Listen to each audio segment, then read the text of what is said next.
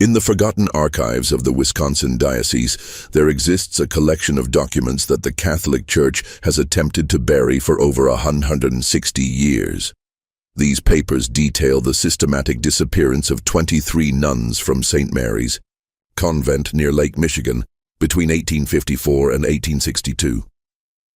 Church officials have dismissed these records as administrative errors and misinterpretations, but the testimony of 3 separate diocesan inspectors, along with a cache of private correspondence recently discovered in a sealed wall cavity during renovations, tells a story so horrific that even hardened historians have questioned whether such evil could truly exist within hallowed walls.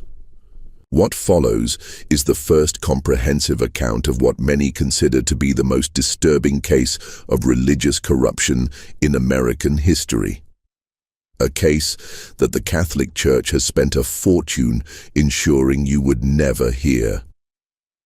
Before we continue with the story of St. Mary's Convent, I must ask, if you're finding this tale already unsettling, please subscribe to our channel for more historically accurate accounts of America's darkest religious secrets. Our community of mystery seekers spans all 50 states. Where are you listening from tonight? Leave a comment below. Now let's return to the Wisconsin countryside of 1854, where our story begins. The morning fog hung heavy over Lake Michigan as Bishop William Quarter's carriage rolled through the gates of what would become St. Mary's Convent. The Catholic Church had purchased the sprawling estate, a former lumber baron's mansion surrounded by 30 acres of dense woodland, with the intention of establishing the first major Catholic institution in the largely Protestant Wisconsin territory. This strategic expansion was part of a broader push to establish Catholic influence in America's rapidly developing frontier regions, where Protestant denominations were already gaining significant footholds. The limestone mansion with its 3 imposing wings and bell tower stood in stark contrast to the humble wooden churches that dotted the Wisconsin landscape.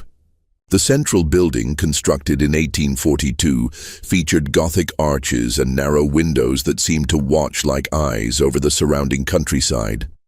2 wings extended from either side, the east wing intended for the nuns' quarters, the west for the proposed orphanage and infirmary.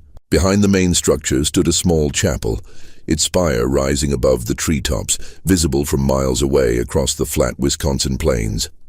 Local Protestant families viewed the arriving nuns with suspicion, their black habits and Irish accents, marking them as outsiders in a community dominated by German and Scandinavian settlers. The region's residents, primarily Lutheran and Methodist, had grown accustomed to the simple democratic structure of their own religious communities. The hierarchical nature of Catholicism, with its rituals and secrets, felt foreign and threatening. On the day of the convent's consecration, a small crowd gathered outside the gates. "Papists," muttered Elijah Hoffman, a respected elder at the local Lutheran church, as he watched the black-robed figures process into the chapel. "They'll bring their foreign ways here, corrupt our children with their idolatry." His companion, Wilhelm Schmidt, nodded grimly. "My grandfather fled Germany to escape the Catholics' persecution. Now, they follow us even here." This sentiment, though not universal, reflected the deep religious tensions that would form the backdrop for the tragedy to come. "St. Mary's will serve as a beacon of God's mercy in this wilderness," Bishop Quarter announced to the small gathering of clergy and local dignitaries at the consecration ceremony. His voice echoed through the newly completed chapel, where morning light filtered through simple stained glass windows, casting pools of colored light across the wooden pews. Under the guidance of Mother Superior Catherine Murphy, this convent will offer shelter to orphans, comfort to widows, and healing to the sick. The bishop's Boston accent echoed off the stone walls as he introduced the 3 women who would lead the convent: Mother Superior Catherine, Sister Elizabeth Foster, and Sister Margaret Clark, all from established convents in the East. Mother Superior Catherine stood tall and imposing in her crisp black habit, her sharp features and penetrating gaze commanding instant respect. At 42, she carried herself with the confidence of a woman accustomed to authority. Her hands, when raised in prayer, were elegant but strong, hands that looked equally capable of comforting a child or disciplining a wayward novice. Those who met her often commented on her eyes, an unusual pale blue that seemed to see through pretense. Mother Catherine comes to us with the highest recommendations, the bishop continued. Her work at St. Augustine's in Boston has prepared her well for the challenges of frontier religious life. Sister Elizabeth, 38, with her perpetual smile and soft voice, would oversee the orphanage. Plump and maternal, with rosy cheeks and gentle hands, she seemed perfectly suited to care for abandoned children. When she spoke, it was always with a slight hesitation, as if carefully considering each word, a trait that many initially interpreted as thoughtfulness rather than calculation. Sister Margaret, 35, with her extensive knowledge of herbal remedies, would establish the infirmary. Tall and thin, with a serious demeanor and nimble fingers, she carried herself with the precision of someone who measured medicines by the drop. Her dark eyes missed nothing, and her knowledge of both traditional and modern medical practices had impressed physicians in Boston and New York. 20 younger nuns, most in their 20s and newly arrived from Ireland, completed the founding community. They stood in a perfect line, habits crisp, heads bowed in appropriate humility, as Bishop Quarter blessed each by name. Sister Agnes O'Connor, Sister Bernadette Walsh, Sister Teresa Donovan, Sister Mary Collins, young women who had left behind family and homeland to serve God in a strange new country. Their faces, though solemn during the ceremony, occasionally betrayed their youth and uncertainty when they thought no one was watching. The Lord has called us to this wilderness. Mother Catherine addressed her sisters that first evening, candlelight casting long shadows across the refectory. The smell of fresh bread and weak tea hung in the air, and the chill of the Wisconsin autumn seeped through the stone walls despite the large fireplace at the room's end. We will face hardships unknown to our Eastern counterparts. We will encounter suspicion from those who fear our faith. But we shall overcome through devotion and sacrifice. The young nuns, far from home and family, clung to her words like a lifeline in this strange new world. Sister Agnes whispered to Sister Bernadette as they prepared for bed that night, their narrow cots separated by barely an arm's length in the dormitory-style sleeping quarters.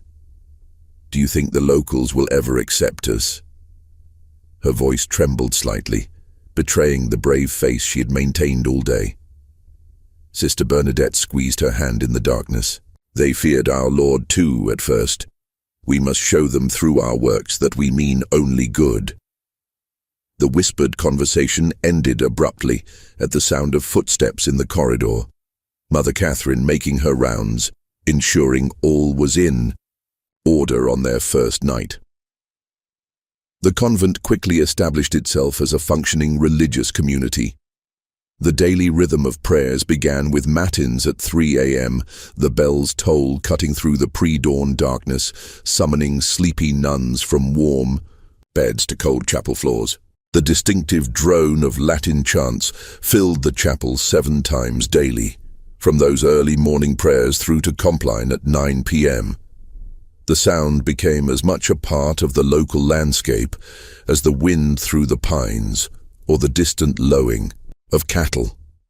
Between prayers, the nuns operated a small orphanage for abandoned children, tended the sick in a modest infirmary, and maintained extensive vegetable gardens. Their days followed a strict schedule: prayer, work, simple meals, brief recreation, more prayer. A rhythm designed to focus the mind on God and service rather than individual comfort or desire. By the winter of 1854, the orphanage housed 12 children, mostly the offspring of Irish immigrant laborers who had died in railway or lumber accidents. Sister Elizabeth oversaw their care with apparent tenderness, teaching basic letters and numbers alongside Catholic doctrine.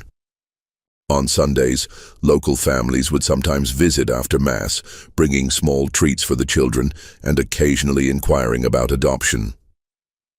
Sister Margaret's infirmary began modestly but quickly gained respect among local families. Her knowledge of traditional remedies, poultices for inflammation, herbal teas for fevers, special compresses for chest ailments, proved effective, especially during the harsh Wisconsin winter when doctor visits required dangerous travel through snow-choked roads. Their self-sufficiency impressed even the most skeptical neighbors, and gradually the local attitude shifted from suspicion to grudging respect. "They keep to themselves, but they do good work," admitted Elijah Hoffman grudgingly to his congregation after Sister Margaret had successfully treated his grandson's persistent cough. "Their ways are not our ways, but perhaps there is room for different paths to heaven in this big country." Sister Agnes O'Connor, at 23, was among the youngest nuns at St. Mary's. Her letters home to Ireland, preserved in the Dublin Diocesan Archive, provide a rare glimpse into the early days of the convent.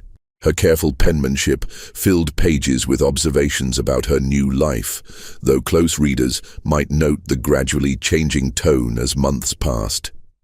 "The work is harder than I ever imagined," she wrote in December 1854, the paper bearing smudges, suggesting tears had fallen as she wrote. "My hands are raw from washing linens in ice-cold water, and the chapel stones feel like ice beneath our knees during morning prayers. But Mother Catherine assures us that our sacrifices please God. Sister Elizabeth has been particularly kind, helping me adjust to this strange country. She brings me extra blankets on the coldest nights and has shown such patience in teaching me the proper care of the orphans. Sister Margaret's remedies saved us during a fever that swept through the orphanage last month." She continued, "The children burned with such heat, we feared we would lose them all, but her tincture of willow bark and honey brought down their temperatures. I believe we are doing God's work, though I confess I still cry myself to sleep some nights, missing the green hills of home. What these letters do not reveal, what Sister Agnes herself might not have fully comprehended, were the subtle changes already taking place within St. Mary's walls.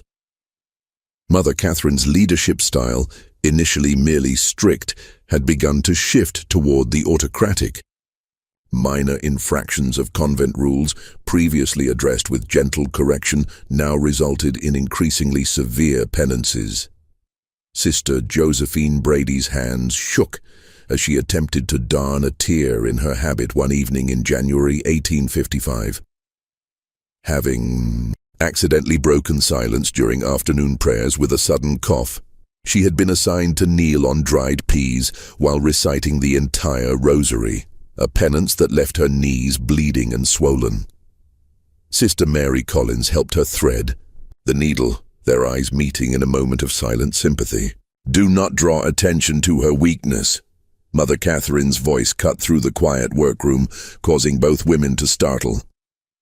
She had entered silently, a skill that increasingly unsettled the younger nuns. "Sister Josephine must learn that. Discipline is the cornerstone of devotion. Each of you would do well to remember that." By the spring of 1855, St. Mary's had gained a reputation for exceptional charity. When a measles epidemic swept through the nearby lumber camps, Sister Margaret's infirmary treated dozens of workers, regardless of their faith. The convent began, receiving modest donations from grateful families, and even Protestant ministers acknowledged the good work being done behind those limestone walls. What no one outside the convent realized was that life inside St. Mary's was changing in subtle, disturbing ways. The communal meals had become increasingly silent affairs, with nuns keeping their eyes fixed on their bowls of thin soup or plates of plain bread. The recreation hour, once filled with quiet conversation and occasional laughter, grew tense and muted. Young women who had crossed an ocean together, bonded by shared purpose and faith, now moved like shadows, careful not to draw attention. The first strange occurrence came in April 1855, when Sister Agnes failed to appear for morning prayers. Her absence was immediately noticed. One empty place in the chapel where 20 nuns should stand in perfect formation. The other sisters exchanged quick, concerned glances as Mother Catherine entered, her expression unreadable in the dim candlelight. "Sister Agnes has been called to assist at our mission in Minnesota," Mother Catherine announced to the bewildered community at breakfast, her tone brooking no questions. Her departure was sudden, as such callings often are. "We shall all pray for her success in this new endeavor." Sister Bernadette's spoon clattered against her bowl. "But Mother, she said nothing to me. And we—" She fell silent as Mother Catherine's pale eyes fixed on her face. "Are you suggesting, Sister Bernadette, that a bride of Christ requires permission from her fellows rather than her superiors before answering God's call?" The question hung in the air like frost. "No, Mother." "Forgive me." Sister Bernadette lowered her eyes to her cooling porridge. No one had seen Sister Agnes pack or leave, and she had mentioned nothing of a transfer in her letters home. But in the strict hierarchy of convent life, no one dared question Mother Superior's explanation further. That evening in the dormitory, several nuns noticed Sister Agnes's few possessions: her prayer book, the small wooden rosary her mother had given her, the extra woolen stockings for Wisconsin winters, were gone, as if she had indeed packed and departed. But Sister Mary Collins, whose cot had been beside Agnes's, whispered to Sister Teresa Donovan during their brief moments alone in the garden. Her cloak still hung on its peg. Would she have left without it in April in Minnesota? Sister Teresa glanced nervously toward the convent windows. Perhaps she was given a new one for the journey. "We should not speculate, Sister." 3 months later, Sister Bernadette Walsh vanished in similar fashion. "The bishop has requested Sister Bernadette's assistance with a delicate matter in Chicago," Mother Catherine explained. "She left before dawn to catch the early train." Again, no farewell, no warning. Just an empty cell and a hastily provided explanation. This time, Sister Elizabeth elaborated during the nuns' work period. "Sister Bernadette showed such skill with the orphans that the bishop has requested she help establish proper procedures at the new foundling home in Chicago." Her voice carried the appropriate mix of pride and pious acceptance. But Sister Mary noticed that her usually warm eyes remained cold as she spoke. By the winter of 1855, 3 more nuns had transferred to distant missions. Each departure followed the same pattern. A young nun, usually one who had drawn attention for her beauty or gentle nature, would simply fail to appear one morning. Mother Catherine would announce her reassignment, always to a location too distant for easy verification. Letters sent by worried families to these supposed new assignments would return months later with brief, oddly formal responses that provided few details of their new lives. The responses, when examined years later by handwriting experts, would all be identified as written by the same person, not the missing nuns themselves. Sister Teresa Donovan was one of the few who dared voice concerns, tall and strong from years of farm work before taking her vows with a directness unusual. In convent life, she had already drawn Mother Catherine's disapproval for questioning the increasing severity of penances assigned to younger nuns. "It seems strange that Rome would request so many transfers without proper documentation," she whispered to Sister Mary Collins as they worked in the garden in the summer of 1856, their fingers stained with soil as they harvested early carrots. The garden had expanded that year, with a new section dedicated to medicinal herbs that Sister Margaret tended personally behind a high fence that none but she and Mother Catherine could enter. "And have you noticed it's always the youngest and prettiest who are called away?" Sister Teresa continued, her Irish brogue thickening as it always did when she was upset. First Agnes with her golden hair, then Bernadette with those lovely, singing voice, then Catherine with her perfect complexion and Josephine with her... She trailed off as a shadow fell across the garden bed. Sister Mary hushed her immediately, glancing nervously toward the convent windows where Sister Margaret stood watching, her thin face expressionless. Mother Catherine has her reasons. We must trust in her wisdom. The following week, Sister Teresa was gone. Called to a contemplative retreat in Montreal was the official explanation provided at morning prayers. Sister Mary, now thoroughly frightened, kept her head down and her thoughts to herself. That evening, as she made her bed, she found a small piece of paper tucked beneath her pillow. A page torn from Sister Teresa's prayer book with a hastily scrawled message in the margin. Something is wrong. If I disappear, tell Father Ryan. The sight of her friend's handwriting, the ink still relatively fresh, sent a chill through Sister Mary that had nothing to do with the autumn air seeping through the stone walls. By 1857, the pattern had become impossible to ignore within the convent walls. Of the original 20 junior nuns, only 12 remained. The official explanations continued: special missions, retreats, transfers to nursing positions during disease outbreaks. To the outside world, St. Mary's continued to function normally. Local families still brought sick relatives to Sister Margaret's infirmary. Orphans still received care in Sister Elizabeth's orphanage. Sunday visitors saw nothing amiss in the solemn processions of black-clad figures moving from chapel to garden to refectory. But inside those limestone walls, fear had become a tangible presence.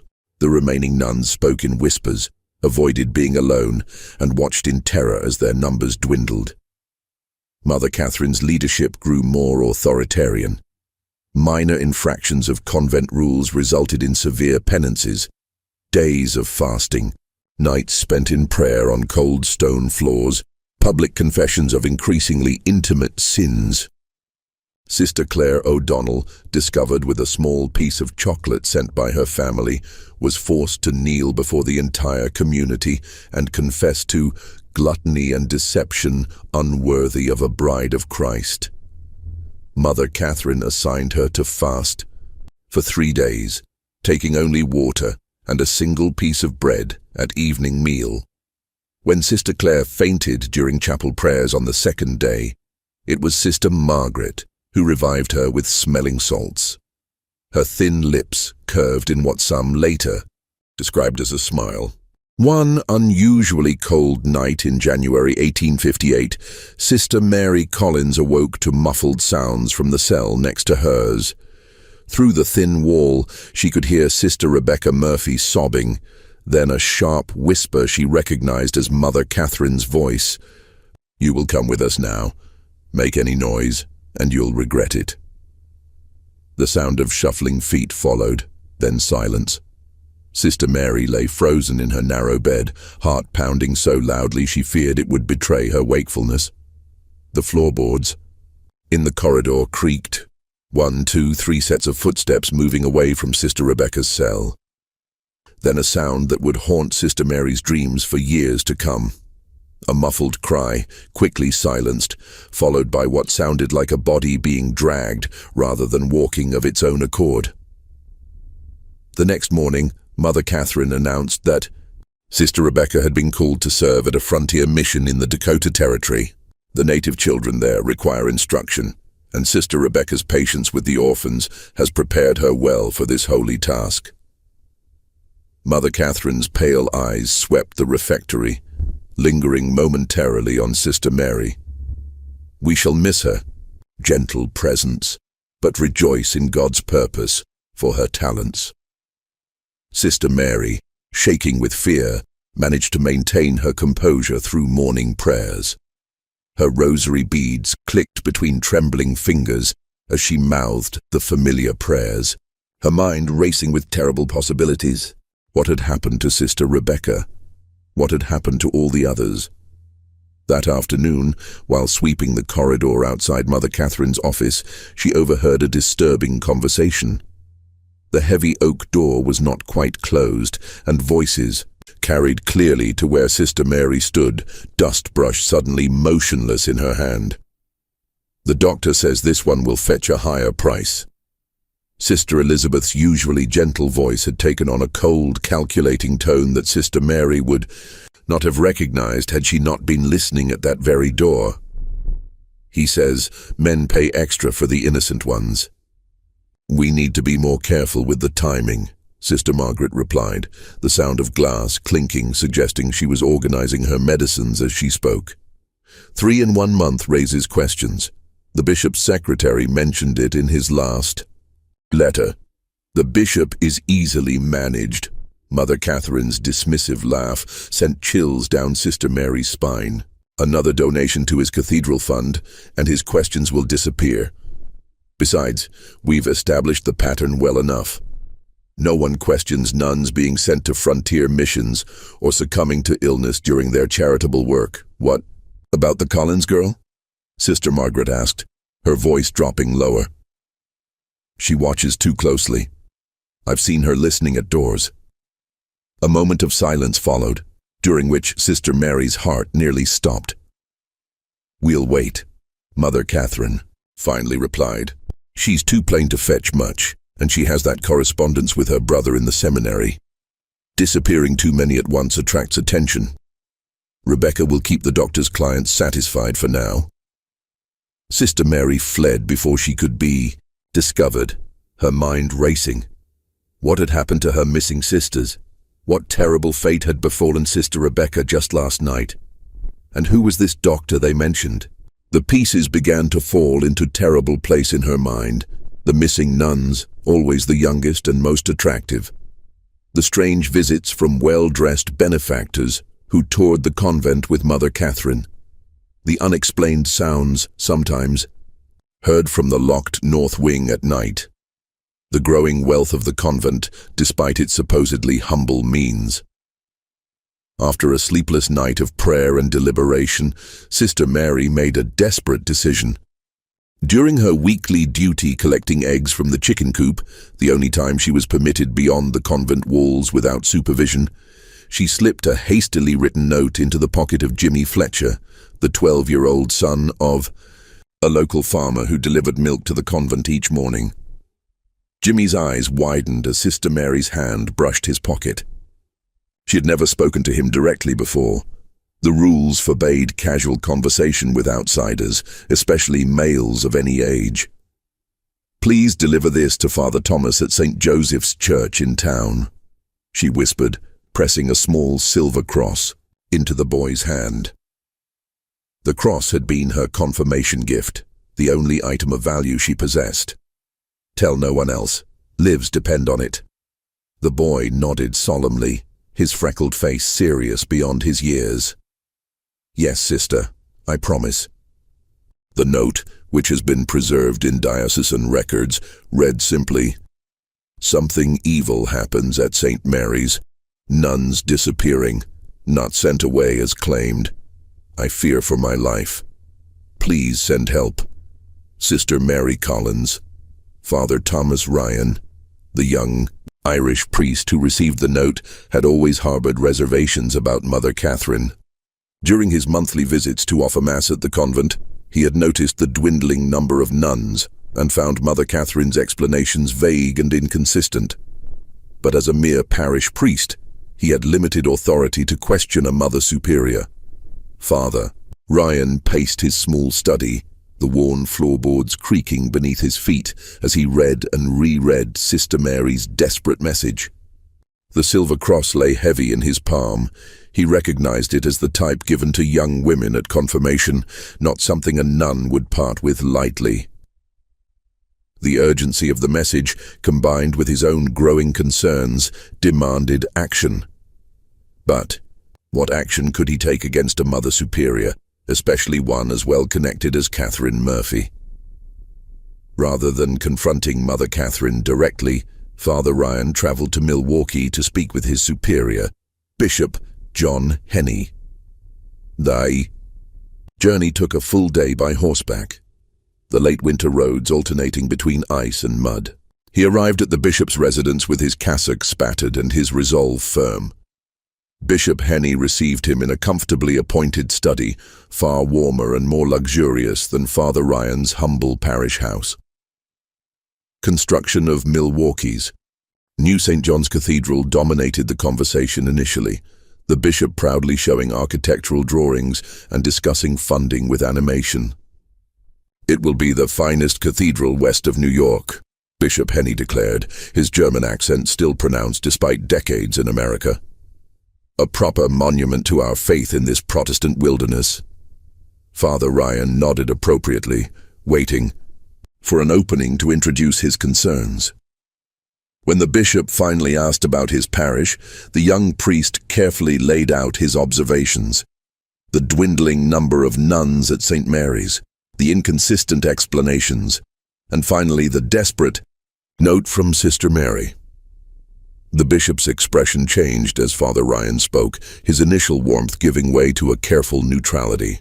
"These are serious accusations, Father," he said, setting aside the silver cross without examining it closely. "Mother Catherine has explained each transfer to my satisfaction. But Your Excellency, 8 nuns have disappeared in less than 3 years, Father Ryan pressed. "No documentation has been provided for these transfers. No one has received consistent correspondence from these women after they supposedly left. The frontier missions require educated women," the bishop replied, with finality, rising from his chair to indicate the meeting was concluding. "I'll not have you spreading rumors that could damage the Church's reputation in this Protestant region. Mother Catherine has been most generous in supporting our cathedral building fund. Her spiritual leadership is beyond reproach." As the bishop ushered him out, he added with a note of warning, "Focus on your parish duties, Father Ryan. Leave the administration of convents to those appointed by God for that purpose." Father Ryan left the bishop's office discouraged but not deterred. If the proper channels would not address his concerns, he would need to find another way to investigate the mysterious disappearances at St. Mary's. The opportunity came in March 1858, when Bishop Henny assigned Father Ryan to collect the annual financial reports from parishes and religious institutions throughout the diocese. This official capacity gave him legitimate reason to examine St. Mary's records and perhaps find evidence of what had happened to the missing nuns. The March winds cut through Father Ryan's heavy coat as his horse-drawn buggy approached St. Mary's. The convent looked different somehow, the gardens more neglected, the windows darker, despite the mild spring weather that should have brought the nuns outdoors for their work. The bell tower that had once rung clearly for each divine office now sounded less frequently, its tone somehow muted. He was met at the door by Sister Elizabeth, whose customary smile seemed strained. Dark circles beneath her eyes suggested sleepless nights, and her typically neat habit showed small signs of neglect, a missing pin, a slight stain on the white collar. "Father Ryan, we weren't expecting you today," she said, her surprise poorly concealed. "Mother Catherine is indisposed today," she continued, leading him to a small cold parlor rather than the comfortable study where he usually met with the Mother Superior. "She asks that you leave the diocesan forms, and she will complete them by week's end." "I'm afraid the bishop was quite clear," Father Ryan insisted, removing his coat and setting his briefcase on the table. He tried to project an authority he didn't entirely feel, aware that his youth and relatively low position in the church hierarchy worked against him. "I am to review the records personally this year. Financial irregularities have been discovered in several institutions." Sister Elizabeth's smile vanished entirely. "That won't be possible today. Our bookkeeper, Sister Margaret, is attending to a dying child in the infirmary." "Then I shall wait." Father Ryan settled more firmly in his chair. "Or perhaps I could tour the convent while waiting. It has been some time since I've seen the improvements to the orphanage I've heard so much about." The look that flashed across Sister Elizabeth's face, was it fear? Anger? vanished quickly. As you wish, Father, though I must ask you to avoid the north wing. We have several cases of influenza there, and would not want you exposed. The north wing, where Father Ryan had never been permitted to enter, ostensibly because it contained the nuns' private quarters. His suspicion deepened. The tour revealed a convent functioning far below its reported capacity. Where were the 20 orphans mentioned in Mother Catherine's reports to the diocese? Father Ryan counted only 7 children, all looking thin and frightened. When he attempted to speak with a small girl sweeping the dormitory floor, Sister Elizabeth quickly intervened, sending the child away on an errand. The infirmary, supposedly caring for dozens of local residents, contained only 3 elderly patients, none showing signs of the reported influenza. Sister Margaret was nowhere to be seen, despite her supposed attendance on a dying child. Most disturbing was the clear reduction in nuns. Father Ryan had offered Mass at St. Mary's just 3 months earlier, and recalled at least 15 nuns in attendance. Today, he counted only 8, including Sister Elizabeth. When he inquired about specific nuns, he remembered Sister Rebecca, Sister Josephine, Sister Claire. He received the same vague responses about transfers and special missions. And Sister Mary Collins? He asked casually as they passed the laundry room, where 2 nuns worked silently at large washtubs, steam rising around their reddened hands. Sister Elizabeth's step faltered slightly. Sister Mary has been assigned to our mission in St. Louis. She left just last week. Her experience with the orphans made her particularly suited to the work there. Father Ryan nodded, hiding his alarm. The author of the desperate note was now among the disappeared. His suspicions now fully aroused, he requested to see the convent's chapel before departing. The chapel, once immaculate, showed subtle signs of neglect. Dust on the altar rails, unpolished candlesticks, wilting flowers that should have been replaced. The sacred space that had once housed 23 nuns in prayer now felt hollow, as if the very stones sensed the wrongness that had infiltrated St. Mary's. While Sister Elizabeth was momentarily distracted by a message from a novice, Father Ryan slipped through a side door he knew led to the residential wing. The corridor was eerily silent for mid-afternoon. Many of the cells stood empty, personal items gone, as if their occupants had indeed departed. As he turned to leave, a barely audible sound caught his attention. Something between a whimper and a moan coming from behind a heavy wooden door at the end of the corridor. The door, unlike the others, had a substantial iron lock. Father Ryan approached cautiously, listening intently. The sound came again, definitely human, definitely distressed. "Is someone there?" he whispered through the keyhole. "Do you need help?" A moment of silence, then a hoarse female voice. Father, is that you? Please help us, please." Before he could respond, the unmistakable voice of Mother Catherine rang out behind him. "Father Ryan, this area is strictly cloistered. Your presence here is most inappropriate."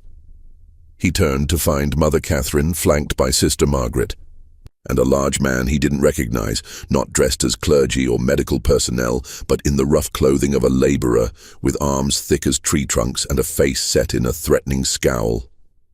"Forgive me, Mother," Father Ryan managed, struggling to keep his voice steady. "I became turned around after visiting the chapel." Mother Catherine's pale eyes assessed him coldly. She had lost weight since he'd last seen her, her habit hanging loosely on her frame, but her authority seemed only to have intensified. "This wing houses sisters under special spiritual direction. Their seclusion is essential to their devotional practice. I heard someone calling for help," Father Ryan countered, gathering his courage. "You heard Sister Anne in the midst of her spiritual exercises," Sister Margaret interjected smoothly. "Some of our more dedicated sisters practice mortification of the flesh." Their cries can be misinterpreted by those unfamiliar with advanced devotional practices. "Mr. Callahan will show you out." Mother Catherine nodded to the burly man. "We will send the financial reports to Milwaukee by week's end."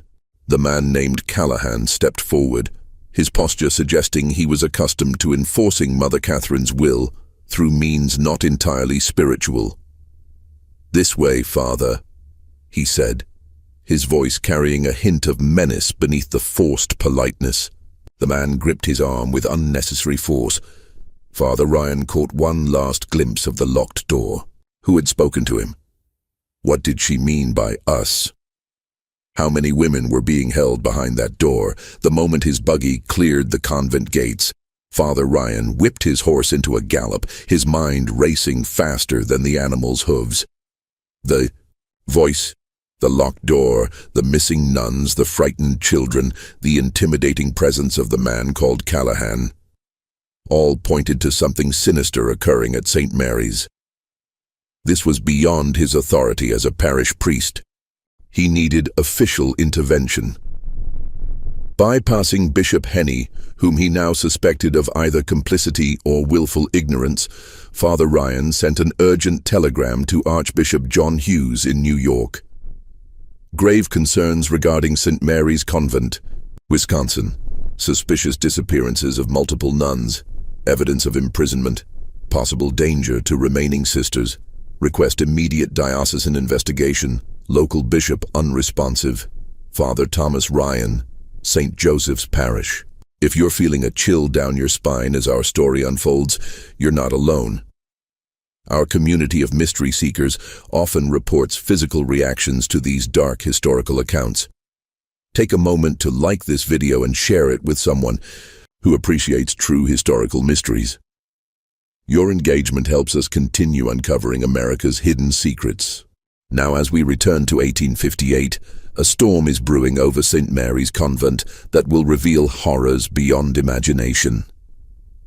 Archbishop Hughes, known for his no-nonsense approach to diocesan management, responded swiftly. Rather than alerting Bishop Henny, he dispatched his personal secretary, Monsignor Patrick Kelly, to conduct a surprise inspection of St. Mary's. Monsignor Kelly arrived unannounced at the convent gates on April 17, 1858, accompanied by Father Ryan and two senior priests from neighboring parishes. The spring day dawned clear and mild, the kind of day that typically filled Wisconsin farmers with hope for the coming planting season. But as the clerical party approached St. Mary's, a sense of foreboding seemed to hang over the limestone buildings. Ravens circled the bell tower, their harsh cries breaking the morning stillness.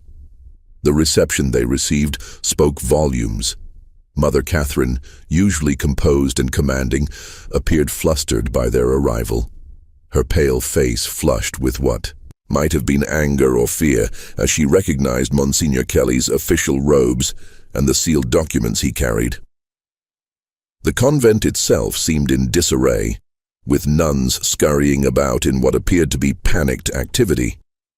Through an open window, Father Ryan glimpsed two young nuns hastily carrying armfuls of papers toward the kitchen, where the large cast-iron stove burned regardless of the season's warmth.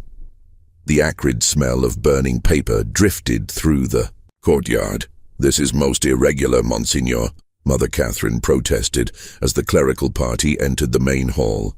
Her voice, usually controlled and melodious, had taken on a brittle edge. "We have protocols for official visitations.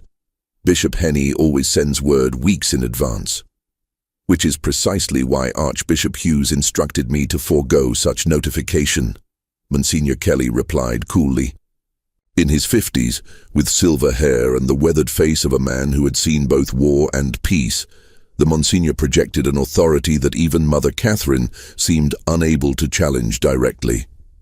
"I have here a letter bearing the Archbishop's seal, authorizing a complete inspection of this institution, its records, and all its residents. I trust you will cooperate fully."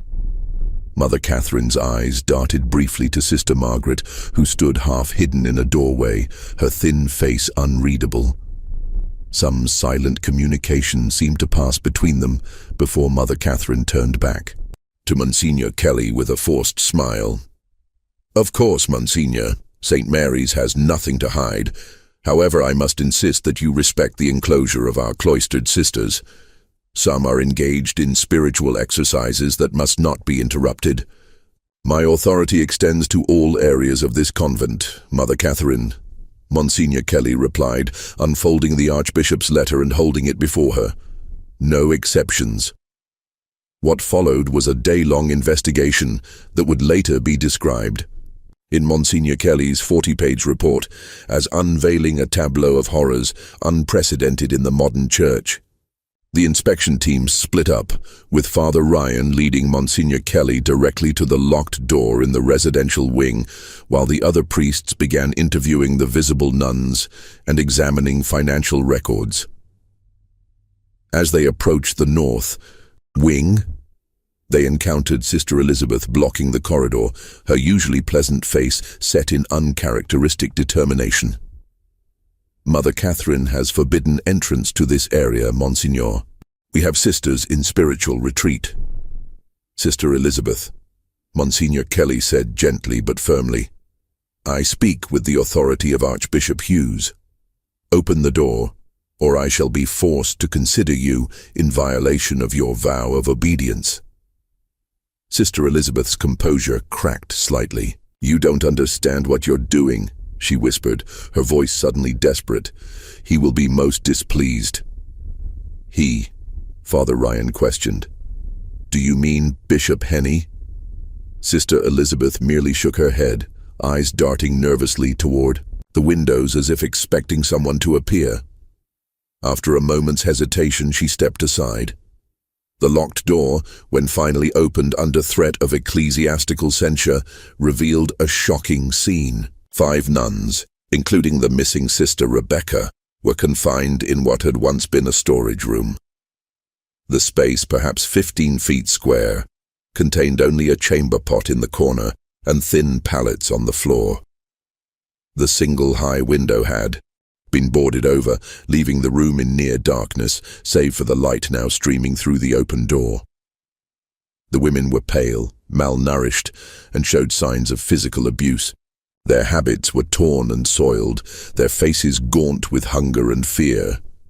One, later identified as Sister Josephine Brady, was heavily pregnant, her swollen belly incongruous against her thin limbs. The stench of unwashed bodies and human waste was overwhelming. Father Ryan turned aside momentarily, fighting nausea, while Monsignor Kelly crossed himself in horror. "In the name of all that's holy," the Monsignor whispered, "what has happened here?" Sister Rebecca, once robust and quick to smile, now a skeletal figure with hollow eyes, struggled to her feet. "Father Ryan," she managed, her voice cracked from disuse or screaming, "you came back." "They're preparing us," she whispered as Father Ryan helped her to a chair hastily brought from the corridor. "For the doctor. For the house in Chicago." "What doctor?" Monsignor Kelly asked gently, kneeling beside her despite his age and dignity. "What house in Chicago?" "Dr. Matthews," Sister Rebecca replied, her voice dropping to a whisper. "He comes to examine us, to see which ones are suitable." She closed her eyes, trembling. "The men pay more for nuns, for brides of Christ. That's what Mother Catherine tells them." While Father Ryan and Monsignor Kelly attended to the imprisoned nuns, ensuring they received water, food, and medical attention, the other priests made equally disturbing discoveries elsewhere in the convent. In Sister Margaret's private quarters, accessible only through a hidden door in the infirmary, they found shelves lined with suspicious medicines, laudanum, chloroform, and other substances typically used for rendering patients unconscious. A leather-bound journal detailed treatments administered to various nuns with clinical notes about their responses and suitability for transportation. Simultaneously, the priests examining the financial records discovered alarming discrepancies. While the convent reported minimal income from donations and manual work, its accounts showed regular, substantial deposits, far more money than a frontier convent could legitimately earn. Most disturbing were coded entries referring to packages delivered and special commissions completed, each corresponding to the disappearance of a nun. Transferred Sister Agnes O'Connor, 4 May 1855, commission $400, read one entry. Package delivered to Chicago establishment, condition excellent. Another more disturbing, Sister Teresa Donovan, unsuitable for transfer due to resistance, terminated November 1856, no commission. As the investigation deepened, a pattern of horrific abuse and exploitation emerged. Through patient questioning of the traumatized nuns, Monsignor Kelly pieced together the truth. Mother Catherine, Sister Elizabeth, and Sister Margaret were not legitimate religious leaders at all, but impostors who had infiltrated the Catholic system years earlier. Sister Claire O'Donnell, one of the rescued nuns, provided crucial testimony once she felt safe enough to speak. "I overheard them one night," she whispered, clutching a blanket around her shoulders despite the room's warmth. Mother Catherine was arguing with Sister Margaret about their past. She called her Catherine, said they'd come too far to risk exposure now, that they'd changed identities before and could do it again if necessary. The real Mother Catherine Murphy had died shortly after arriving in Wisconsin, poisoned, according to testimony from Sister Margaret's former assistant in the infirmary. She added something to Mother Catherine's evening tea, the young nun testified. The original Mother Catherine began vomiting blood that very night. Sister Margaret diagnosed it as consumption and isolated her. None of us were permitted to attend her in her final days. The 3 senior nuns had then systematically taken control of the convent, establishing connections with a network of so-called houses of charity across the Midwest that were, in reality, brothels catering to wealthy clients with specific preferences. Young nuns who caught their attention, particularly those noted for their beauty, innocence, or gentle nature, were prepared for a terrible fate. First came isolation through increasingly severe penances for fabricated infractions. Then drugging, often with laudanum from Sister Margaret's medical supplies.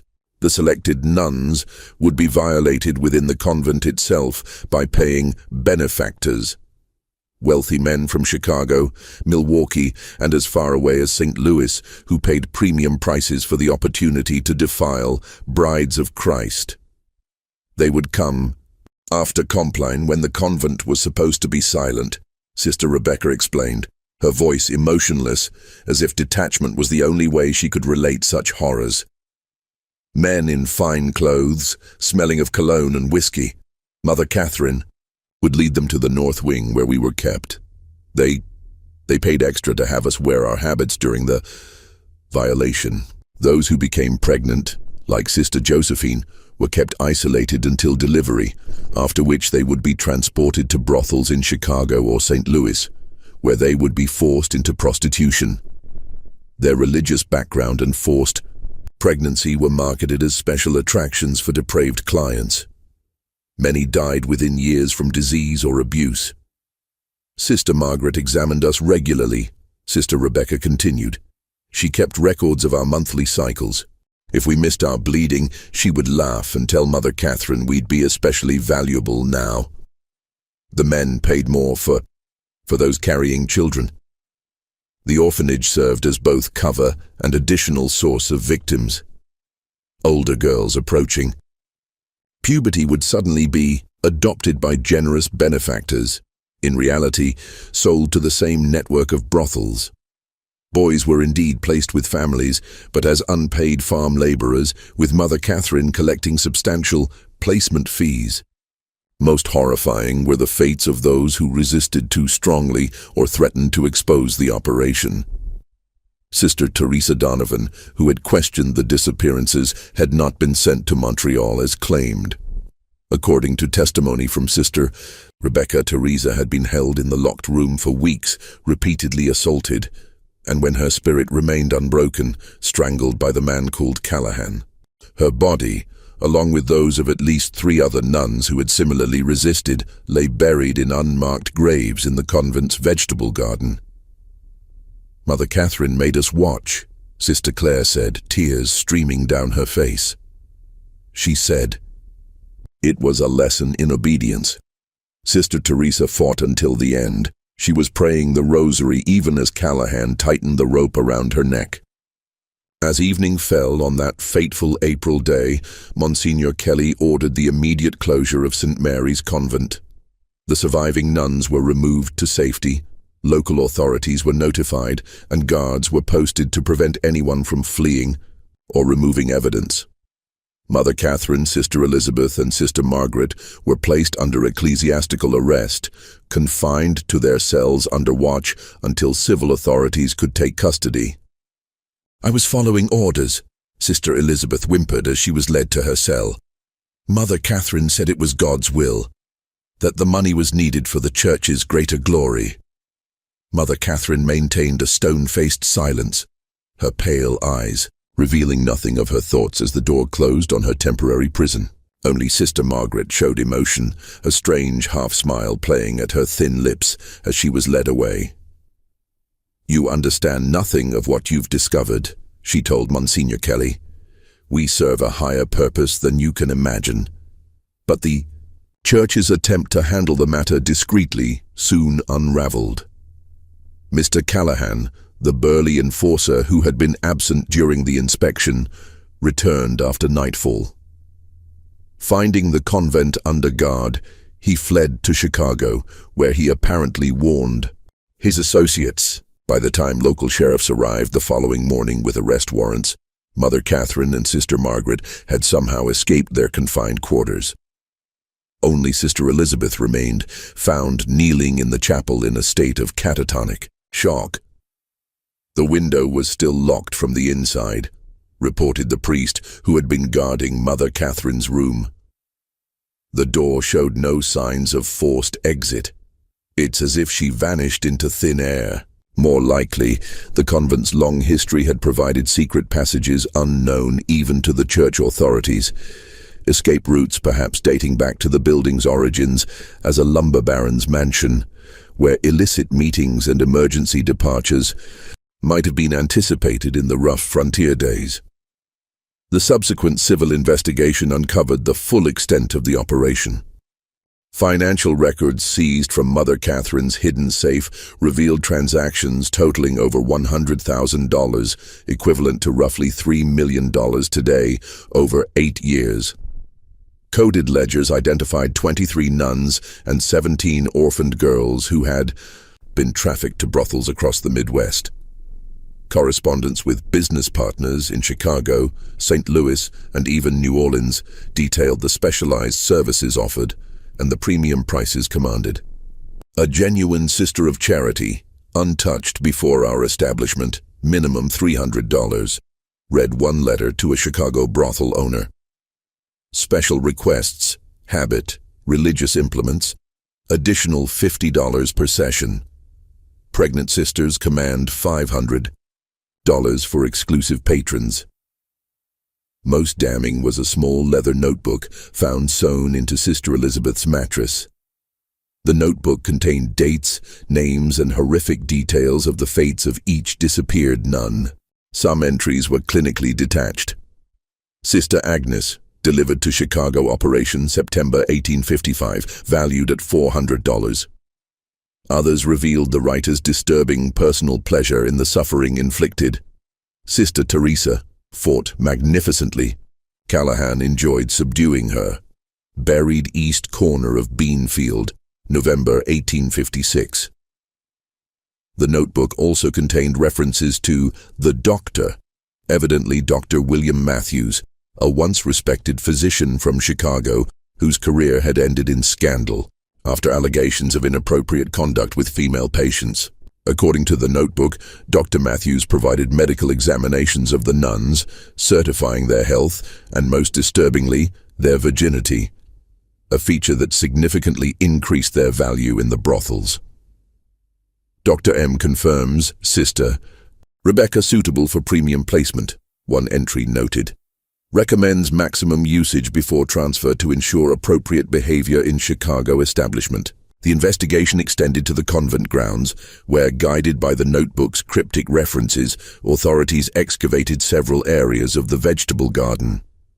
There they found the remains of 4 nuns, buried in shallow graves among the bean plants and herbs.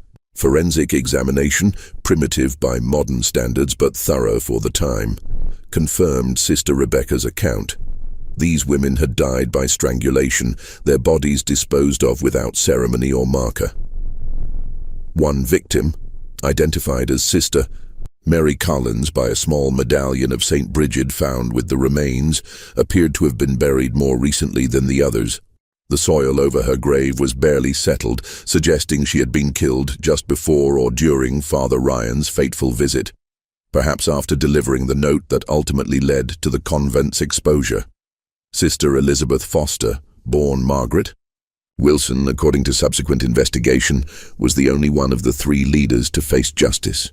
Found mentally unfit to stand trial, she was committed to the Wisconsin State Asylum, where she died in 1863, having never spoken another word. Her medical records, preserved in state archives, describe her as catatonic except during night hours, when she screams about the master coming to punish her betrayal. Mother Catherine Murphy, real name unknown, and Sister Margaret Clark, identified later as Catherine Donovan, no relation to the murdered Sister Teresa, disappeared completely. Unconfirmed reports placed them in New Orleans, then Havana, operating similar schemes with young women immigrants, but they were never apprehended. A nationwide alert distributed their descriptions to law enforcement agencies across the country. Mother Catherine was described as approximately 45 years of age, 5 feet 8 inches tall, blue eyes, graying brown hair, speaks with slight Boston accent, carries herself with unusual authority. Sister Margaret was approximately 40 years of age, 5 feet 10 inches tall, very thin build, dark eyes, black hair with premature gray streaks, speaks precisely, knowledge of medical terminology. Despite these detailed descriptions and a substantial reward offered by both civil authorities and the church, the women seemed to vanish into America's vast frontier. Occasional reports would surface, 2 women matching their descriptions, seen boarding a steamboat in New Orleans or establishing a ladies' finishing school in Havana.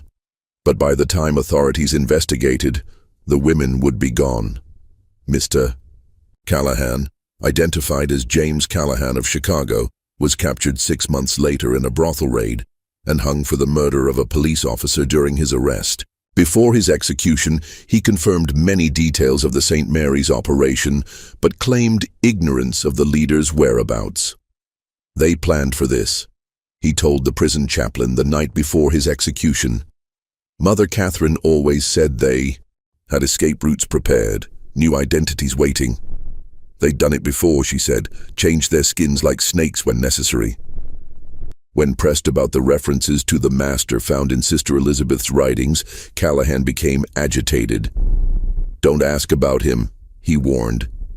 He's not someone you want to know, not someone you want knowing you. Whether this master was a religious delusion, a code name for a high-ranking accomplice, or something else entirely, remains one of the unsolved mysteries of the St. Mary's case. No further documentation ever established his identity or confirmed his existence beyond these cryptic references. The church moved quickly to contain the scandal. Bishop Henney was quietly removed to a monastery in Europe, where he spent his remaining years in what church documents described as prayerful reflection on his administrative failings. His personal correspondence, however, suggests a man haunted by more than mere negligence. The blood of those poor women cries out to heaven, He wrote to a fellow bishop in 1860, "I cannot sleep for hearing their voices. Mother Catherine assured me the funds were for missionary work. I never questioned. God forgive me, I never questioned." The convent buildings were demolished, the land sold, and the proceeds used to establish a legitimate orphanage in Milwaukee. No mention was made in official church communications of the bodies discovered on the grounds or the crimes committed within those walls. The site was deconsecrated in a private ceremony attended only by Monsignor Kelly and Archbishop Hughes, with no public announcement. The surviving nuns were dispersed to convents across the country, each required to sign confidentiality agreements that would excommunicate them if they ever spoke of what had occurred at St. Mary's. Most lived out their lives in silent obedience, their trauma unaddressed, their suffering unacknowledged. Sister Josephine Brady gave birth to a daughter 2 months after her rescue. Despite her pleas to keep the child, church authorities placed the infant with a Catholic family in Pennsylvania, with strict instructions that the circumstances of her birth remain secret. This separation compounded Sister Josephine's trauma, and historical records indicate she died by suicide in 1861, leaving behind a letter that read simply, "I cannot forget. I cannot forgive. Not them, not the church, not myself. May God have mercy on us all." Sister Rebecca Murphy became an unlikely voice for reform within the church. Rejecting the imposed silence, she left religious life and, using the name Rachel Martin to avoid church censure, published an anonymous account titled The Dark Convent in 1865. Though the book was denounced by Catholic authorities as Protestant propaganda and quickly suppressed, surviving copies reveal a detailed account that aligns precisely with the official investigation records. In the book's conclusion, she wrote, "What happened at St. Mary's was not merely the work of 3 evil women who infiltrated holy orders. It was enabled by a system that values silence over truth, institution over individual, reputation over justice. Until the church confronts this fundamental flaw, there will be other St. Mary's, other victims, other crimes hidden behind sacred walls." The suppression of the Dark Convent was swift and nearly complete. Church authorities purchased and destroyed every copy they could locate. Catholic newspapers denounced it as anti-Catholic fiction and scurrilous propaganda. Protestant publishers, while initially eager to promote a work that confirmed their suspicions about Catholic institutions, became wary of legal action and ceased printing the book after its first run. Rachel Martin herself disappeared from public record after 1866. Some evidence suggests she relocated to California, where she established a home for women in difficult circumstances, an early form of shelter for abuse victims. If so, she carried the lessons of St. Mary's into a life dedicated to preventing similar suffering, though history has largely forgotten both her work and her witness. Father Thomas Ryan, whose persistence had uncovered the horror, was initially praised for his actions. However, as the church hierarchy began to worry about the scandal's potential damage, he found himself reassigned to a remote parish in northern Minnesota. His personal journal, discovered after his death in 1886, reveals his ongoing struggle with what he had witnessed. "I cannot forget the faces of those poor women, betrayed by those who claimed to represent Christ's church. I hear their cries in my dreams. I see Sister Rebecca's hollow eyes. I wonder about those we could not save, whose suffering continues in those houses of sin. Has God forgiven us for failing them? Has He forgiven the church for silencing the truth?" The final entry in his journal, dated January 1886, just days before his death, reads, 28 years since St. Mary's, and still the church keeps silent. The letters I send to Rome go unanswered. The new bishops act as if it never happened, but it did happen. They were real women with real souls, and they suffered real horrors. If the church will not speak for them, then I pray that someday someone will find this account and remember them. Remember Sister Agnes, Sister Bernadette, Sister Teresa, and all the others whose names deserve to be spoken, whose suffering deserves acknowledgement, whose lives mattered. Just when we thought we'd seen it all, the horror in St. Mary's intensifies. If this story is giving you chills, share this video with a friend who loves dark mysteries. Hit that like button to support our content, and don't forget to subscribe to never miss stories like this. Let's discover together what happens next, as we uncover the final disturbing chapter of this American tragedy.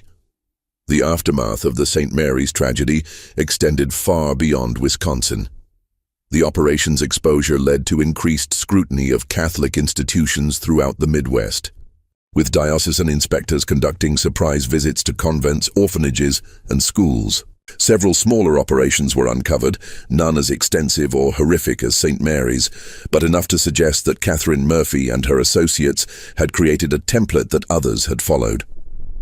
In Chicago, police raids on 3 houses of charity in late 1858 freed 9 former nuns and 13 young women who had been living as prostitutes under various forms of coercion.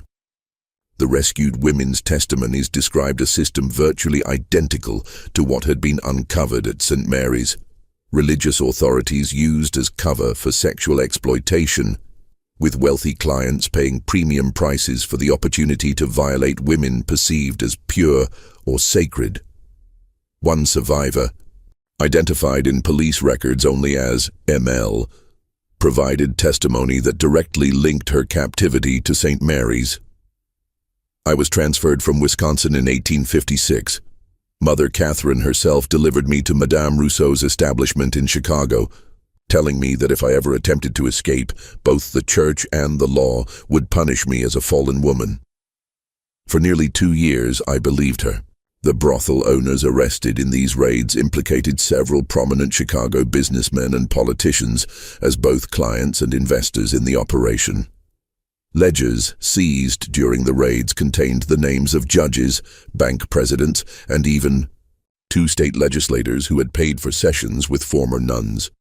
However, the cases mysteriously collapsed before reaching trial, with witnesses recanting or disappearing, evidence being lost, and judges issuing unusual procedural rulings that effectively ended the prosecutions.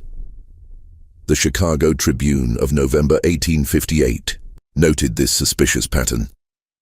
It appears that justice in our fair city extends only to those without powerful friends. The men whose names appeared in the brothel ledgers walk free, while the women they victimized remain scandalized and without recourse. In St. Louis, investigations into similar operations were even more aggressively suppressed. Monsignor Kelly, who had led the original inspection of St. Mary's, traveled there in 1859 to follow leads suggesting that as many as 7 of the missing St. Mary's nuns had been transported to brothels in that city.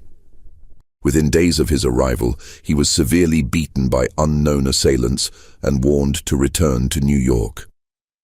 Though he survived the attack, Archbishop Hughes recalled him immediately, ending that line of investigation. Monsignor Kelly's private correspondence with Archbishop Hughes, unsealed in the New York Diocesan Archives in 1950, reveals his frustration. I believe we have uncovered merely the visible portion of a much larger evil. The tentacles of this operation extend into the highest levels of society, and perhaps even the church itself. I fear that powerful forces have determined that this matter shall proceed no further. The most profound consequences fell upon the survivors. The 12 nuns rescued from St. Mary's faced challenges that the church was ill-equipped to address. Those who had not been physically abused still bore psychological scars from years of living in fear, witnessing the disappearance of their sisters, and in some cases being forced to participate in the abuse of others under threat of punishment.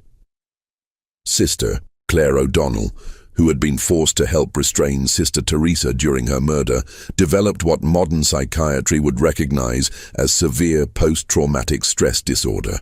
Transferred to a convent in Philadelphia, she was repeatedly disciplined for screaming during the night and speaking inappropriately about her experiences at St. Mary's.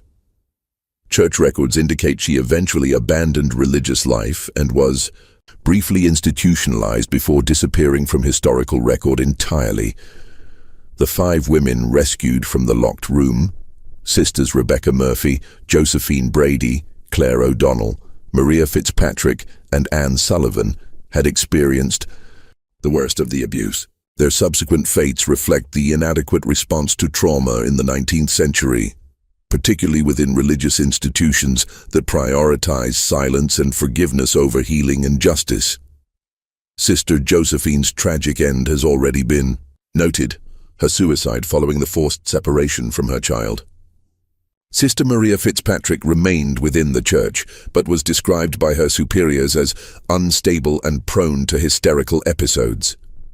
She spent her remaining years in a contemplative order that required minimal interaction with others, dying in 1870 of what was recorded as nervous exhaustion. Sister Anne Sullivan, however, channeled her trauma into advocacy. Working within the constraints of her vows and the Church's desire for silence, she quietly established informal support networks for nuns who had suffered abuse. Her correspondence, discovered in the archives of her Boston convent after her death in 1899, reveals a woman determined to prevent future St. Mary's while maintaining her faith in the Church's ultimate goodness despite its human failings. We must distinguish between the divine institution and its flawed human stewards, she wrote to a fellow survivor in 1875. What happened to us was not God's will, but human evil cloaking itself in sacred garments. Our task now is to ensure that the garments cannot so easily be stolen again. The most haunting questions surrounding the St. Mary's case involve the total number of victims. The official church investigation acknowledged 23 nuns and 17 orphaned girls who were confirmed as trafficked or murdered. However, Sister Elizabeth's notebook contained references to rural acquisitions. Young women who were apparently abducted from isolated farms and settlements, never reported missing due to the frontier's transient nature, and fed into the same trafficking network. Local newspaper archives from the period contain scattered reports of young women vanishing from communities within a 50-mile radius of St. Mary's, domestic servants who supposedly returned east, farm daughters who allegedly married and moved west, young widows who were said to have sought new opportunities in the cities. How many of these disappearances were connected to the St. Mary's operation remains unknown. An entry in Sister Elizabeth's notebook, dated October 1857, suggests the scope. Rural acquisitions this year, 14. Superior quality, primarily Scandinavian. Special commission from New Orleans fulfilled. Equally disturbing is the fate of the disappeared nuns who were never accounted for. Of the 23 who vanished from St. Mary's between 1854 and 1858, only 9 were definitively located. 4 confirmed murdered and buried on the grounds, 5 rescued from brothels in subsequent raids. What became of the other 14 women? Records suggest they were sold to more distant operations in New Orleans, San Francisco, and possibly even overseas. Despite periodic efforts by individual church investigators, their ultimate fates remain unknown. A partial answer came in 1872, when a Catholic missionary in San Francisco reported encountering a woman in a waterfront brothel who claimed to have once been Sister Catherine Walsh of St. Mary's Convent in Wisconsin. By the time church authorities followed up on this report, the woman had died of typhoid fever, her body buried in an unmarked pauper's grave. Whether she was indeed one of the missing nuns cannot be confirmed, but the missionary's detailed description of her account aligns precisely with the known facts of the St. Mary's case. The most enduring mystery surrounds Mother Catherine Murphy and Sister Margaret Clark, the architects of the entire operation. How had they originally infiltrated legitimate religious orders? Historical research suggests that Catherine Donovan, the real identity of Sister Margaret, had briefly entered a convent in Ireland before being expelled for unspecified moral failings. She apparently traveled to America in the 1840s, where she likely met her future accomplice. Together, they developed a scheme to use the rapid expansion of Catholic institutions in frontier America as cover for their criminal enterprise. Their disappearance after the exposure of St. Mary's led to one of the most extensive manhunts of the pre-Civil War era, though conducted with remarkable discretion due to the Church's desire to minimize publicity. Reported sightings placed them in New Orleans, Havana, and later Mexico City, always associated with religious or charitable institutions that catered to wealthy patrons.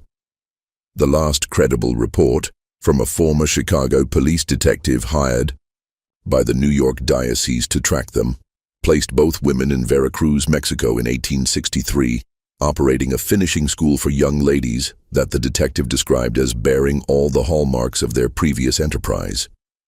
The detective's report, preserved in the New York Diocesan Archives, concludes ominously, "I believe the women known as Murphy and Clark have established a new operation with the protection of wealthy Mexican patrons.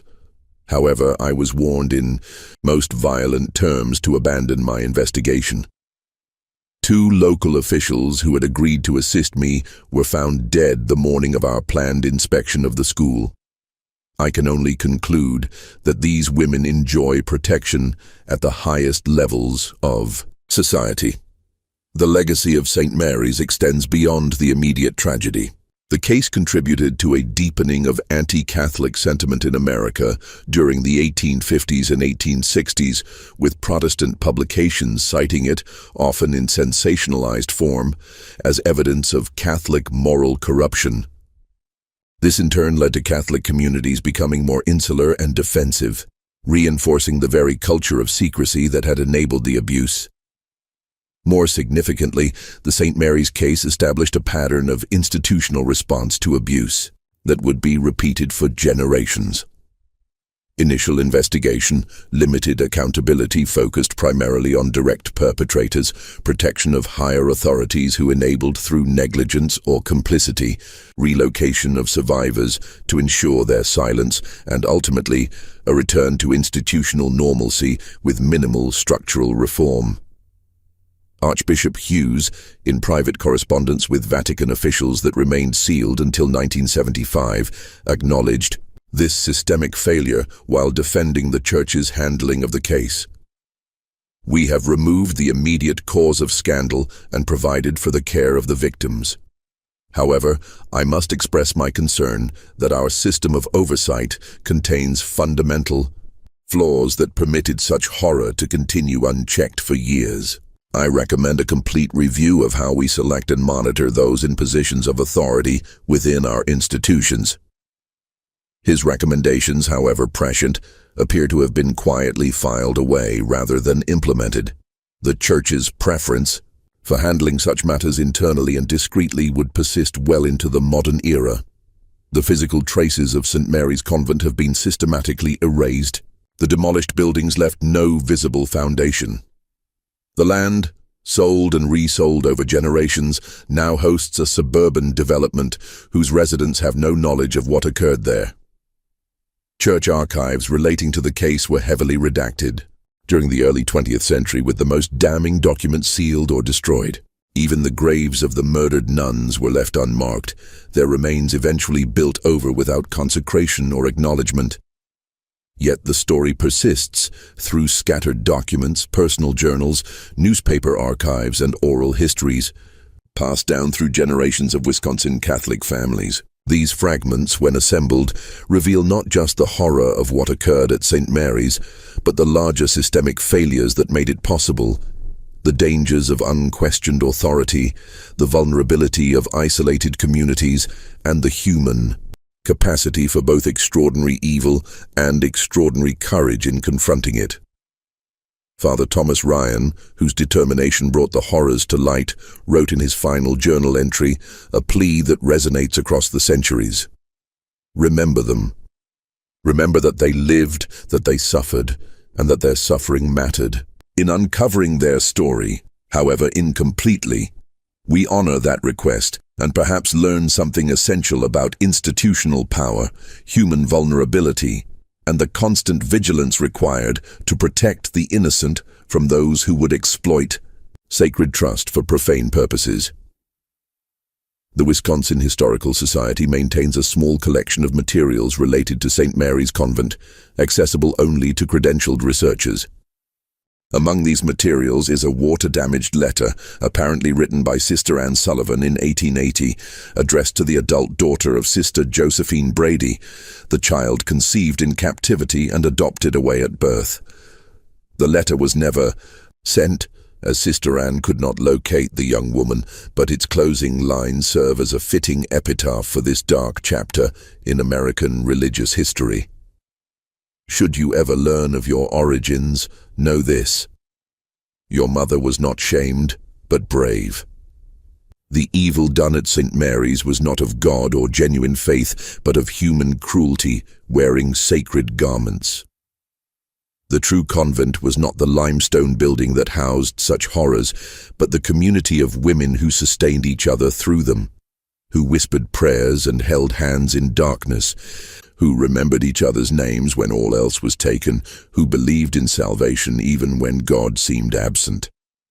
That is the legacy I wish to leave you, not the story of our suffering but of our endurance. This mystery shows us that the darkest evils often hide behind the most sacred facades, and that institutional silence can perpetuate suffering long after the initial crimes. What do you think of this story? Do you believe everything was revealed, or are there still secrets buried in Wisconsin soil? Leave your comment below. If you enjoyed this tale and want more horror stories like this, subscribe, hit the notification bell, and share with someone who loves mysteries. See you in the next video. The case of St. Mary's Convent ultimately became a watershed moment in American religious history, though one deliberately obscured from public memory.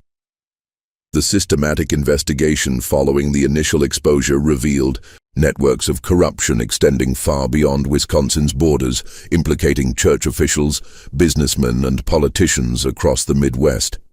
Though the church attempted to characterize the horror as the isolated actions of 3 impostors who had infiltrated their ranks, internal documents later leaked by conscience-stricken diocesan officials told a different story. Bishop Henney had received at least 7 letters between 1855 and 1858 expressing concerns about disappearances and financial irregularities at St. Mary's. Each complaint was followed by a substantial special donation from Mother Catherine to the bishop's cathedral building fund, after which the complaints were filed away without action. The leaked correspondence included a particularly damning exchange from 1856, in which a junior priest reported to Bishop Henney that a local farmer had found a blood-stained nun's habit in the woods near St. Mary's. The bishop's response directed the priest to return the garment to Mother Catherine with our compliments, and assure the farmer that theatrical performances at the convent sometimes employ red paint for dramatic effect. A donation of $500 to the cathedral fund followed 3 days later. Local historian Margaret Holloway, whose grandmother had been a domestic servant at a neighboring estate, recorded an oral history in 1932 that adds another disturbing layer to the story. Grandmother said people knew something was wrong at St. Mary's. On still nights, screams could be heard coming from the north wing. When neighbors inquired, they were told it was spiritual exercises or penitential prayers. No one questioned further because in those days, Catholic practices seemed foreign and mysterious to Protestant sensibilities. But grandmother said the local children would run past the convent grounds, afraid of the sad ladies in black who watched from the windows with empty eyes.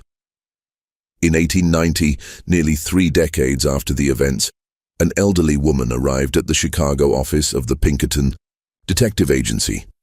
She identified herself as Mary Callahan, sister of the executed James Callahan. She carried a leather portfolio containing documents she claimed her brother had hidden before his capture.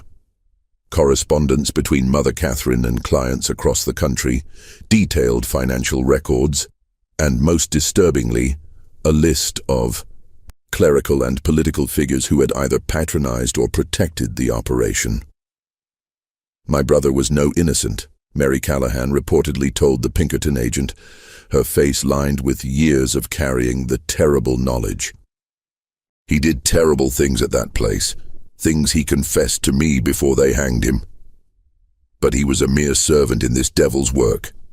Before he died, he told me where to find these papers. He said to keep them safe until the principal architects of this evil had gone to their judgment. Now that they're dead, the truth can be told without fear.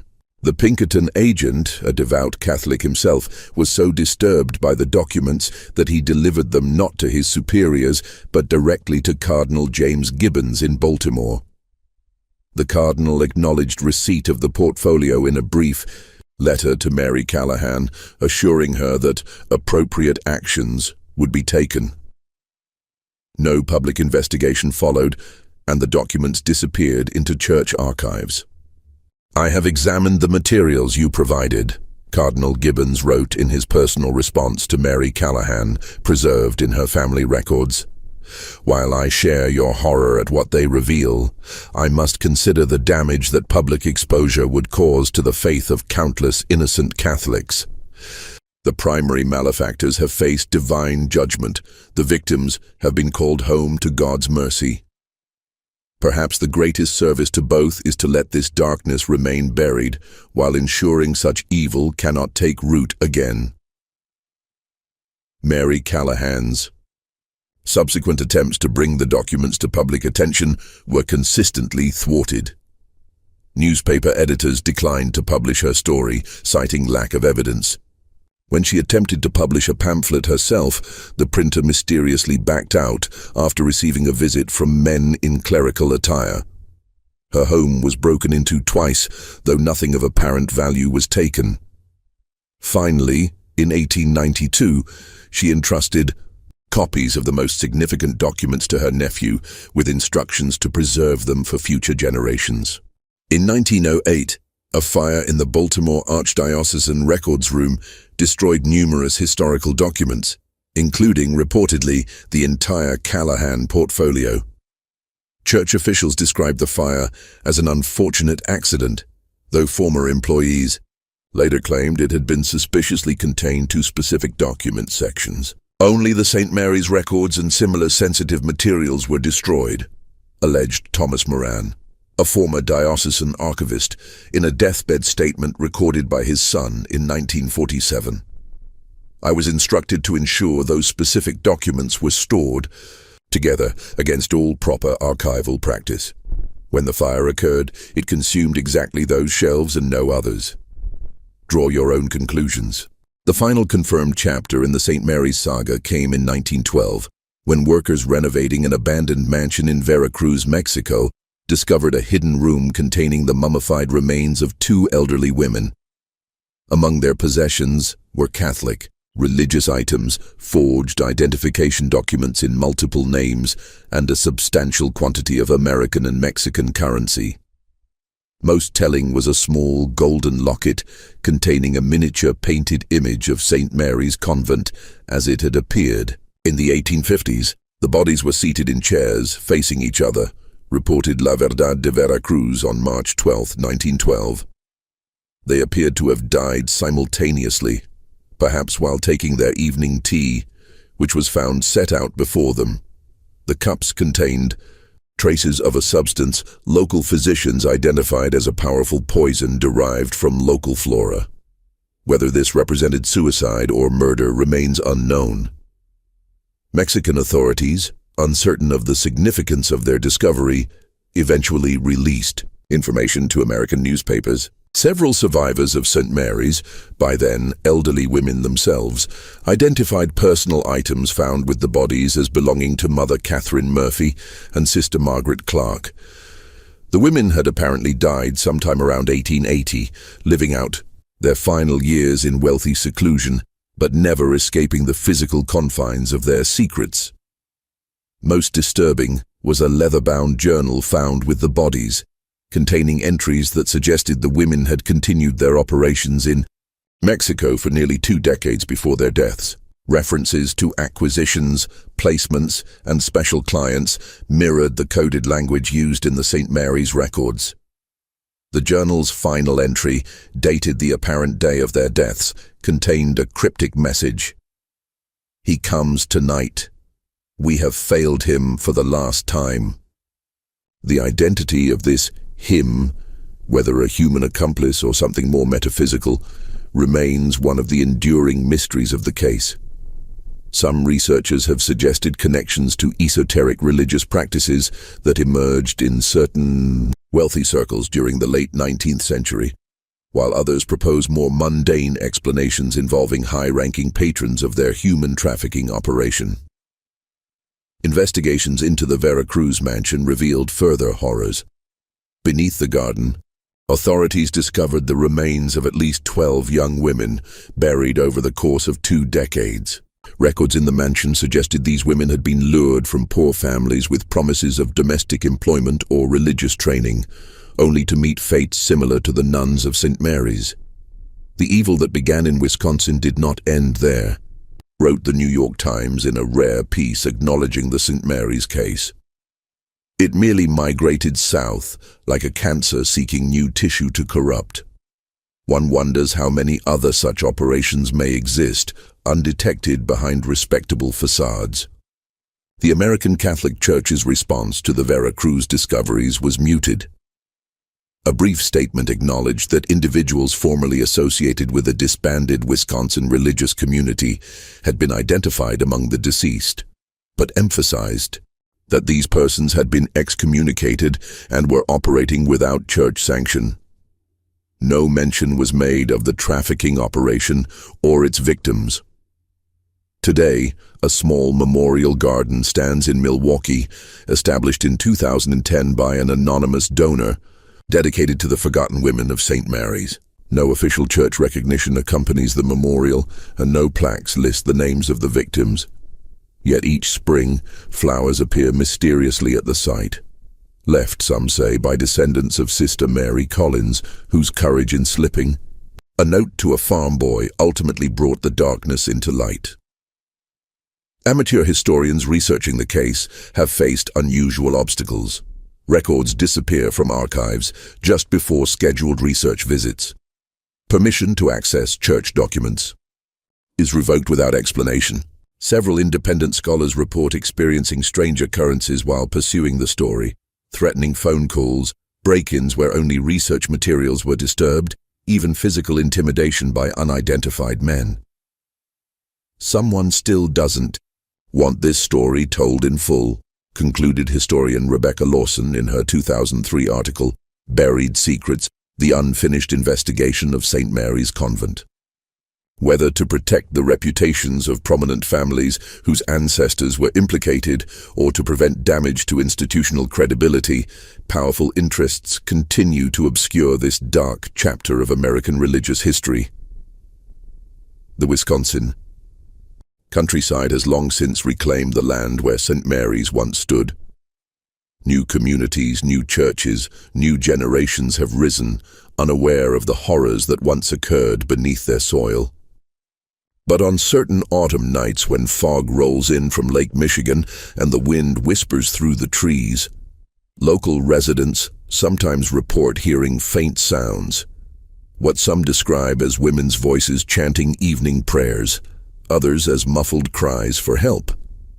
Whether these are mere tricks of the wind or something more is a question each listener must answer for themselves. In 2018, during construction of a new housing development near the former convent grounds, workers uncovered a small metal box while excavating for a foundation. Inside was a rosary, a folded habit veil, and a handwritten list of names, 23 in total, with the simple inscription, "Remember us." County officials turned the items over to the diocesan archives, where they reportedly remain today, uncatalogued and inaccessible to researchers. The family of Jimmy Fletcher, the farm boy who delivered Sister Mary's desperate note to Father Ryan, preserved their own memorial to the St. Mary's victims. For 5 generations, they have maintained a small shelf in their farmhouse kitchen containing a silver cross, believed to be the very one Sister Mary gave Jimmy as payment for his courage. Beside it stands a handwritten list of the nuns' names, carefully copied from newspaper accounts and updated whenever new information came to light. Great-great-grandpa Jimmy said we should never forget those ladies. Current family patriarch Robert Fletcher told a local newspaper in 2020. He said sometimes the truth gets buried, but that doesn't make it any less true. Those women lived, they suffered, they mattered. What remains undeniable is that between 1854 and 1862, in the supposedly sacred confines of a Wisconsin convent, human evil reached extraordinary depths. That such evil was possible, and that the systems meant to prevent it instead enabled. It stands as a sobering reminder of our capacity for both depravity and denial. Perhaps the true horror of St. Mary's lies not in what happened within those limestone walls, but in how easily it was erased from history once those walls came down. Remember Sister Agnes, Sister Bernadette, Sister Teresa, and all the others. Remember that they lived, that they suffered, and that their suffering mattered.